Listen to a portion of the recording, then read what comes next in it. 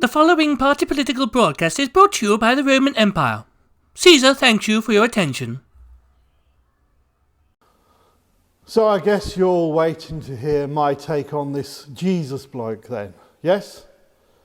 Waiting to hear my side of the story. I honestly can't believe that such a relatively minor blip in my career should be raked over and over again. But, well, for the last time, here's how it all happened.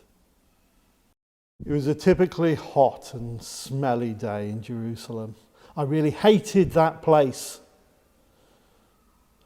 I longed for the glories of Rome and to escape from this toilet full of discontented rebels and pushy religious leaders from a religion I didn't even follow. But there were worse places in the empire, and I certainly was anxious not to get sent there. You see, I'd heard on the grapevine that I was one slip up away from being shipped off to somewhere awful, like Britannia. You see, I'd made a few decisions that the empire hadn't liked, and yeah, one or two people had been killed in the process. But what Rome really feared was a revolution in Jerusalem. Anyway, while I was relaxing in the baths, my messenger boy came up to me and said that a large crowd of Jews was demanding to see me. I got up, I got dressed and went out to see what all the fuss was about. They brought a man with them, Jesus of Nazareth. I'd heard of him, of course. A few people hadn't. But as far as I was concerned, he was just a harmless teacher. A bit of an amusing distraction, who nevertheless did say some interesting things. I'd heard rumours that he'd healed people. But I didn't believe that, of course. Just a bunch of superstitious mumbo-jumbo, if you ask me. But the crowd was angry, so I had to do something. They presented him, along with a list of things that they said he'd done. It was quite a list. It was longer than the route of a marathon in Londinium. Some of the things were old, but some of the things I hadn't heard of before. They said that he'd been working against the empire. They said this man has been perverting the people and forbidding us from paying taxes to the emperor. And that he was saying himself that he was the Messiah, a king.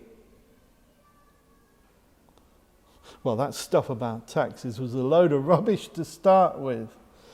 One of my spies was in the region where he was speaking and reported that Jesus had actually been encouraging people to pay their taxes.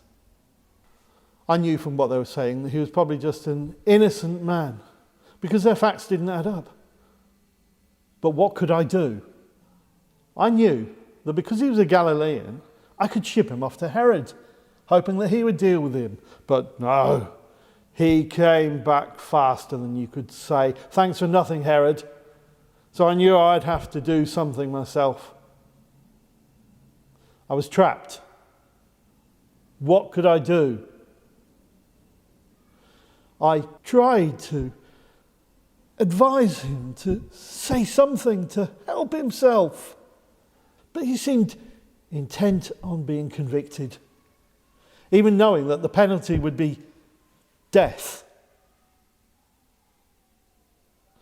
I even offered the crowd a choice between Jesus or Barabbas. They could free Jesus or Barabbas. Now, Barabbas was a nasty, evil and dangerous man. But the crowd chose Barabbas. So, with them shouting, "Crucify him! Crucify him!" I got up. I washed my hands of this whole mess, and I gave in. I had no choice. The crowd were on the verge of a riot. And if I hadn't done what I'd done, I would have been flung off to some far-off cesspit for sure, if I was lucky.